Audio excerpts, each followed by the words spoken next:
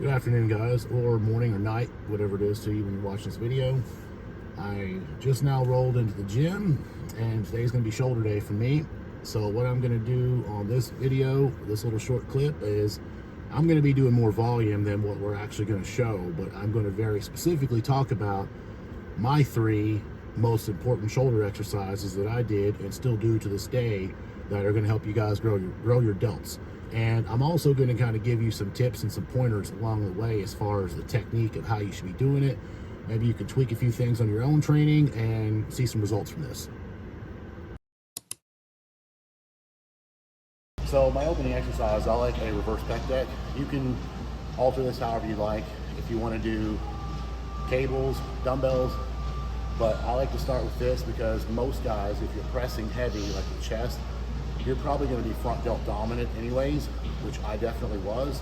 So I wanted to start, and I want to put all my energy and emphasis on this to try to get my shoulders as 3D as I possibly can.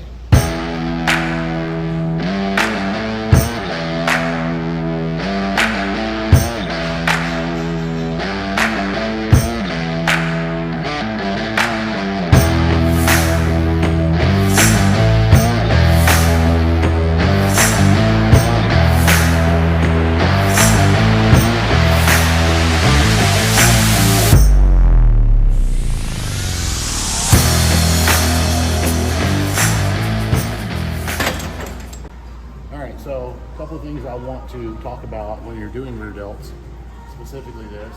You know, I see a lot of people, this machine is kind of set up for it, where you can grab here, or you can grab here. But in order to try to put as much load on your rear delts and not your side delts, and nothing wrong with working side delts, we're gonna get to that. But if you want to hit everything on your rear, your palm should be facing this, not this way. Regardless of whether it's dumbbells, cables, or whatever. And I see a lot of people doing that wrong. And it's not that they're not getting some rear delt in there, but I don't think that you're maximizing your efforts whenever your hand is in that position, when your humerus is rotated. And then also, I see people with the seat usually too high, and too high. You're actually kind of doing down here. So you're getting a little bit more back engagement, more lat engagement when you do that, versus I like to keep my arms kind of parallel with the floor, and I keep my weight or the handles right here, and that's where I feel the most activation in my shoulders.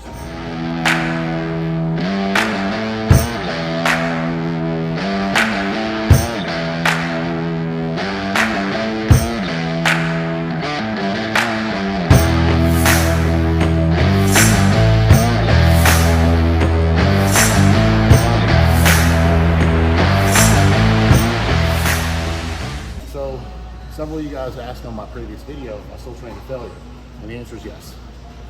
I don't see enough people training to failure nowadays. You know, to each their own on how they want to train. If it's getting results, cool.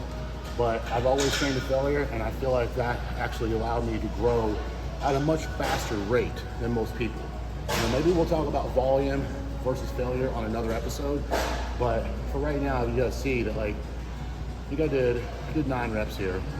I knew on that 9th one, I was not getting another one. I didn't stop there. I made sure the eccentric counted all the way through. Even though I know 10 reps not coming, I let the weight slowly come back together, let my hands come back together, and I attempted at the 10th one. I went to pure mechanical failure. And that's something that I feel like is lacking in a lot of people's training in today's time.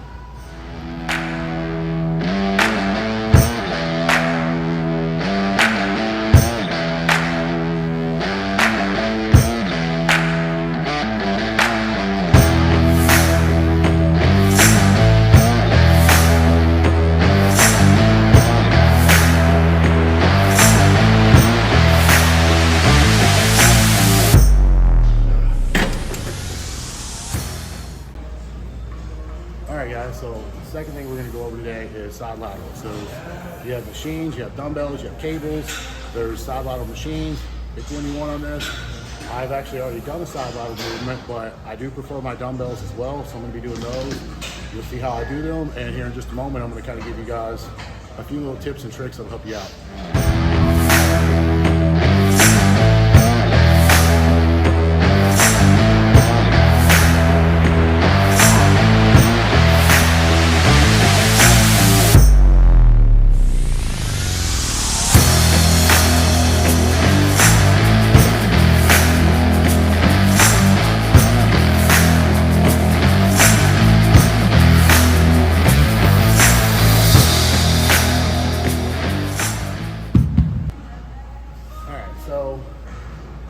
things that I do on this, it shouldn't be anything groundbreaking to you guys, but I prefer to do mine seated.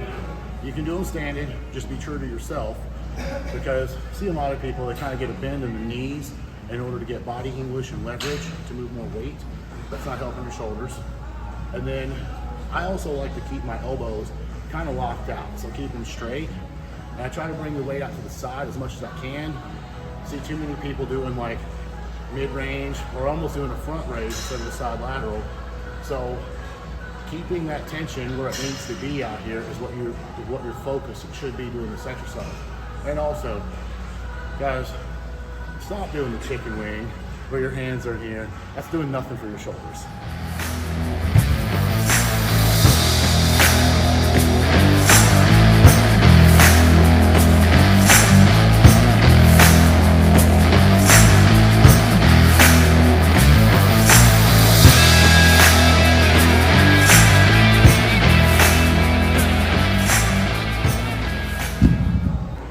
I also notice with myself, when it starts to get a little heavy and you're actually failing, if you're not careful, you're telling your body to lift this weight, but my arms is trying to go forward because my side delt is too fatigued.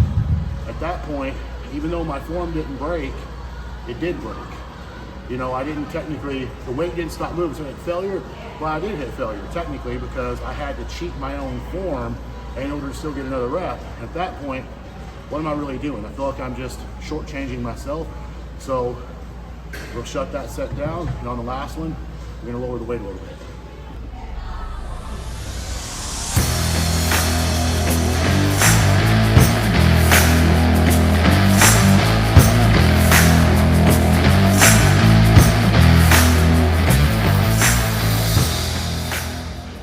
All right, so I haven't always trained progressive overload style, but when I do, this is kind of my method. I don't have any fancy charts. I don't do anything. What I do here is I have my exercises listed, the weight, times the reps, very, very basic stuff. But I pull a note up on my phone. That way I can see exactly what I did last week. That way, like if I'm feeling a little bit tired and I'm like, oh, you know, 70s don't feel right, let's do 60s. And I realize like, no, you got more. And that's how I'm able to continue pushing myself with that style of training.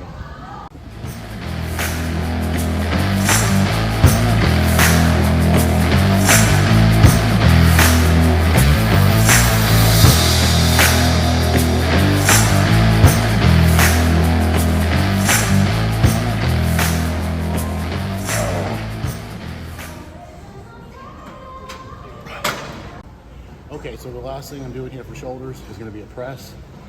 And I've always done an overhead press. That's been my elite of shoulders. If you want big shoulders, you got to do this movement. Laterals is great, but that's not going to get you the shoulders that you're looking for. Now, a couple of things you'll notice on that first set I did. I think I did 8. I wrote it down, but I can't remember now between sets. But I did 8, and I knew that was not coming up again. But if you notice, I took down a nice slow eccentric.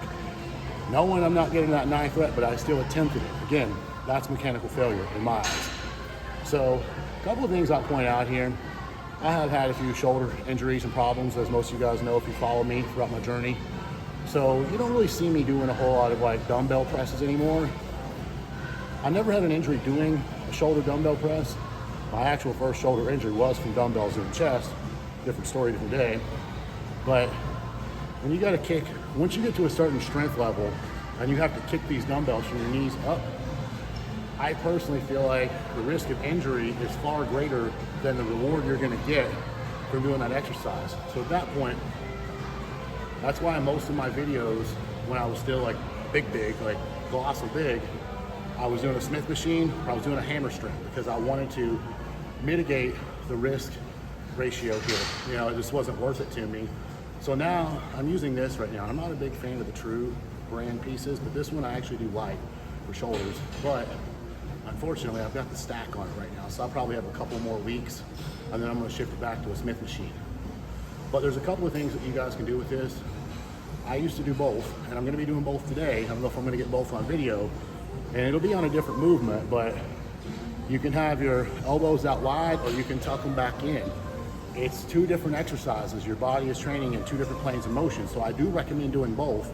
So you could do an Arnold press for dumbbells. Again, I don't personally like that movement. It's never felt right to me. And if you're doing it on the inside, you're not gonna be using a ton of weight. 50s, 60s, 70s, if you're strong, maybe 80s. That's probably gonna be about it. You're probably safe in that sense. But I didn't quite feel what I wanna feel versus when I use a machine to do that. Like, preferably the hammer strength that has the handle here and the ones out here. So I'll go inside on this next movement.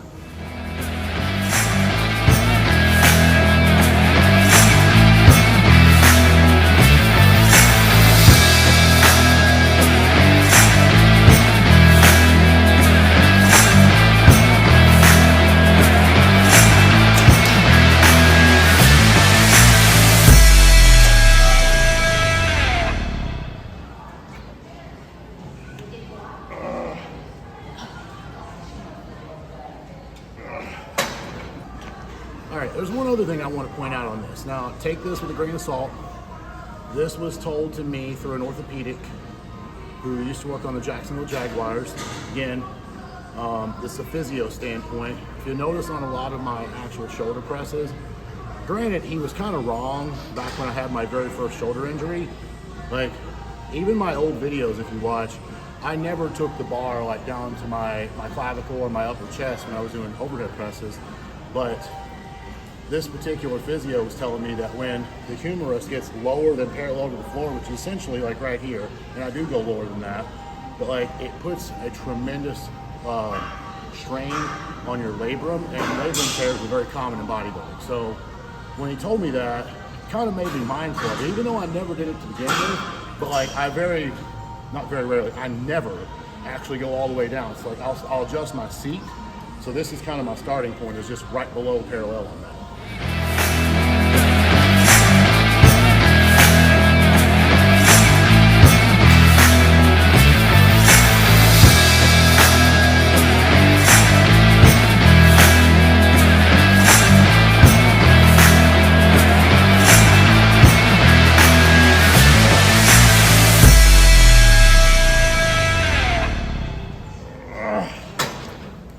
Alright guys, that's going to be it for shoulders today. I hope you guys learned something. Hope you guys can take some of this and actually utilize it on your next shoulder workouts. And if you like the video, you want to see more, like, comment, subscribe, but let us know in the comment section what you want to see, and then we'll try to deliver on that for you. Over and out.